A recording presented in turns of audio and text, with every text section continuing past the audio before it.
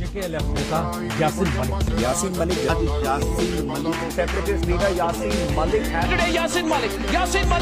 Jammu Kashmir liberation front کے chairman Yasin Malik.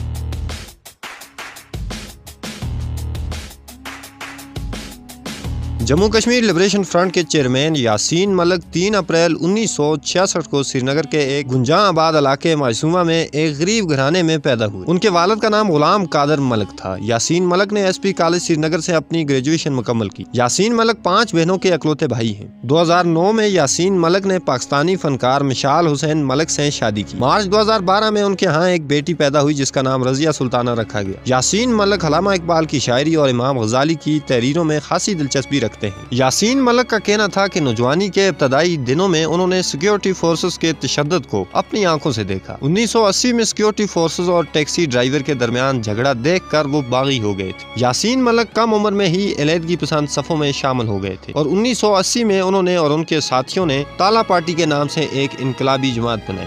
13 اکتوبر 1983 میں شیر کشمیر اسٹیڈیم سری نگر میں انڈیا اور ویسٹ انڈیز کے درمیان ہونے والے عالمی ایک روزہ کرکٹ مقابلے کے دوران انڈیا مخالف نعرے بازی اور پتھراؤ کے الزام میں یاسین ملک کئی ساتھیوں سمیت گرفتار کر لیے گئے. اسی دوران نیشنل کانفرنس کے اجتماعات میں خلل ڈالنے اور مقبول بھٹ شہید کی پھانسی کے خلاف احتجاج کرنے کے جرم میں آپ کو کئی ماہ تک نظر بند رکھا گیا. رہائی کے بعد 1986 میں انہوں نے تالا پارٹی کا نام تبدیل کر کے مسلم اسٹوڈنٹ لیگ رکھا. اس وقت یاسین ملک اس پارٹی کے جنرل سیکرٹری تھے. مسلم اسٹوڈنٹ لیگ نوجوانوں کی ایک اہم تحریک بن گئی. اس کے اراکین میں اشفاق مجید وانی، جاوید میر اور عبدالحمید شیخ تھے. 1987 کے انتخابات کے دوران یاسین ملک کی قیادت میں مسلم اسٹوڈنٹ لیگ نے مسلم یونائٹڈ فرنٹ میں شمولیت اختیار کر دی. اسلامک اسٹوڈنٹ لیگ نے کوئی نشست نہیں لڑی کیونکہ یہ آئین پر یقین نہیں رکھتی تھی، لیکن اس جماعت نے سری نگر کے تمام حلقوں میں MUF کے لیے مہم چلانے کی ذمہ داری لی. جماعت اسلامی کے ترجمان کے مطابق MUF میں شامل ہونے والی تمام جماعتیں یا تو رائے شماری کی حامی تھیں یا خود مختاری کی حامی تھیں. جماعت کے ایک اور رکن کے مطابق ISL کو MUF میں بھرتی کیا گیا تاکہ حکمران جماعت نیشنل کانفرنس کی غنڈہ گردی کا مقابلہ کرنے کے لیے اسٹریٹ پاور فراہم کی جا سکے. اسکالر سمنترا کا کہنا ہے کہ جیسے ہی ووٹوں کی گنتی شروع ہوئی یہ واضح ہو گیا تھا کہ MUF کے امیدوار یوسف شاہ بھاری اکثریت سے جیت رہے ہیں. تاہم مخالف نیشنل کانفرنس امیدوار غلام محی الدین شاہ کو فاتح قرار دیا گیا. یوسف شاہ اور یاسین ملک کو جموں کشمیر پولیس نے گرفتار کر لیا اور 1987 کے آخر تک بغیر کسی الزام عدالت میں پیشی یا کسی مقدمے کے قید میں رکھا گیا. انتخابات میں بڑے پیمانے پر دھاندلی کی اطلاع ملی تھی جو کہ مبینہ طور پر نیشنل کانفرنس کے رہنما فاروق عبداللہ نے حکومت ہند کے ساتھ مل کر انجام دی تھی. پولیس نے کسی بھی شکایت کو سننے سے انکار کر دیا. نیشنل کانفرنس اور نیشنل کانگریس اتحاد کو اسمبلی میں 62 نشستوں کے ساتھ فاتح قرار دیا گیا اور اس نے حکومت بنائی.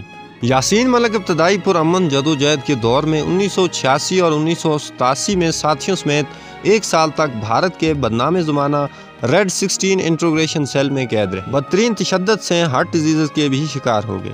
جیل سے رہائی کے بعد یاسین ملک پاکستان کے زیر انتظام کشمیر چلے گئے جہاں انہوں نے مبینہ طور پر مسلح تربیت حاصل کی. 1999 میں جموں کشمیر لبریشن فرنٹ کے بنیادی رکن کے طور پر وادی کشمیر میں واپس آئے اور اپنے ہدف کو سابقہ ریاست جموں کشمیر کی مکمل آزادی قرار دیا. یاسین ملک نے حامد شیخ، اشفاق وانی اور جاوید احمد میر کے ساتھ مل کر پاکستان کے زیر انتظام کشمیر میں حاصل کردہ اسلحہ اور تربیت کے ساتھ واپس آنے والے JKLF عسکریت پسندوں کا ایک گروپ بنایا. اس گروپ کا نام یاسین ملک، حامد شیخ، اشفاق وانی اور جاوید احمد میر کے نام کے پہلے حروف کو ملا کر رکھا گیا. اس گروپ کو حاجی گروپ کہا جاتا تھا. 1999 میں یاسین ملک کی قیادت میں لبریشن فرنٹ نے جیل سے اپنے ساتھیوں کو رہا کروانے کے لیے اس وقت کے انڈین وزیر داخلہ مفتی محمد سعید کی بیٹی ربیہ سعید کو اغوا کیا اور کئی روز کے مذاکرات کے بعد جب تنظیم کے کئی لیڈروں کو رہا کیا گیا تو ربیہ سعید کو بھی رہا کر دیا گیا. مارچ 1990 میں اشفاق وانی بھارتی سیکیورٹی فورسز کے ساتھ لڑائی میں شہید ہو گئے. اگست 1990 میں یاسین ملک کو زخمی حالت میں پکڑا گیا. وہ مئی 1994 تک قید رہے. کئی برس تک مسلح سرگرمیاں جاری رکھنے کے بعد 1994 میں یاسین ملک نے بھارتی فورسز کے خلاف یک طرفہ سیز فائر کا اعلان کر کے جموں کشمیر لبریشن فرنٹ کو ایک سیاسی تنظیم قرار دے دیا. اسی سال علیحدگی پسندوں کا اتحاد حریت کانفرنس بھی وجود میں آیا اور یاسین ملک بھی اس کے مرکزی رہنماؤں میں شامل ہو گئے. اکتوبر 1999 میں یاسین ملک کو پبلک سیفٹی ایکٹ کے تحت گرفتار کر لیا گیا اور پھر 26 مارچ 2002 کو انسداد دہشت گردی ایکٹ کے تحت دوبارہ گرفتار کر لیا گیا جہاں سے وہ 1 سال بعد رہا ہوئے. رہائی کے بعد یاسین ملک نے پاکستانی صدر اور وزیر اعظم، ہندوستانی وزیر اعظم اور عالمی رہنماؤں سے ملاقاتیں کی. یاسین ملک نے 1988 میں مسلح جدوجہد شروع کرنے کے بعد نہ صرف عملی میدان میں مسلح تحریک کی قیادت کی بلکہ ان تمام مصائب کا مردانہ وار مقابلہ کیا جو مسلح تحریک میں متوقع تھے۔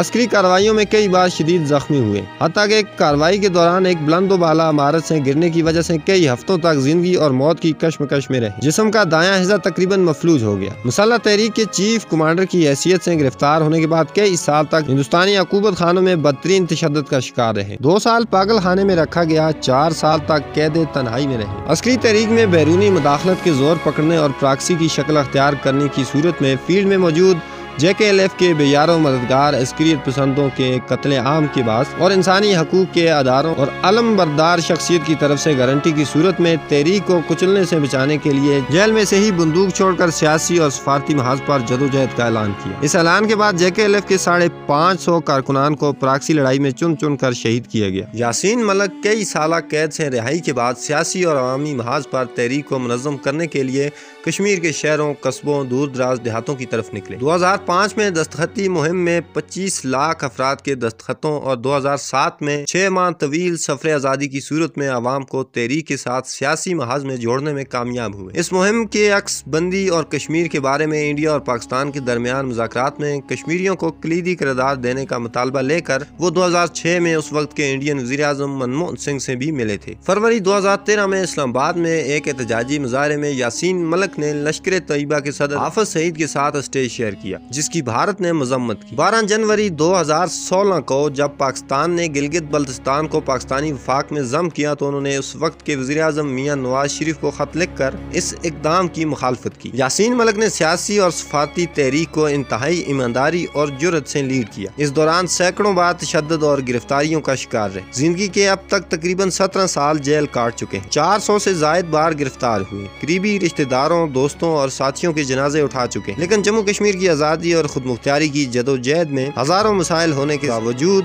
ذرا برابر کمپرومائز نہیں کیا۔ بھارتی عدالت میں انصاف کا ایک اور قتل۔ کٹپتلی کورٹ نے کشمیر کی آزادی کے لیے جدوجہد کرنے والے یاسین ملک کو جھوٹے مقدمے میں 2 بار عمر قید کی سزا سنا دی۔ جموں کشمیر لبریشن فرنٹ کے سربراہ یاسین ملک کو دہشت گردوں کی فنڈنگ اور دیگر جھوٹے الزامات پر 19 مئی کو مجرم قرار دیا گیا تھا۔ یاسین ملک کا عدالت میں کہنا تھا کہ میں یہاں کوئی بھیک نہیں مانگوں گا، آپ کو جو سزا دینی ہے دے دیجیے، لیکن میرے کچھ سوالات کا جواب دیجیے۔ اگر میں دہشت گرد تھا تو بھارت کے 7 وزرائے اعظم مجھ سے ملنے کشمیر کیوں آتے رہے؟ اگر میں دہشت گرد تھا تو اس پورے کیس کے دوران میرے خلاف چارج شیٹ کیوں فائل نہیں کی گئی؟ اگر میں دہشت گرد تھا تو مجھے پاسپورٹ کیوں جاری ہوا؟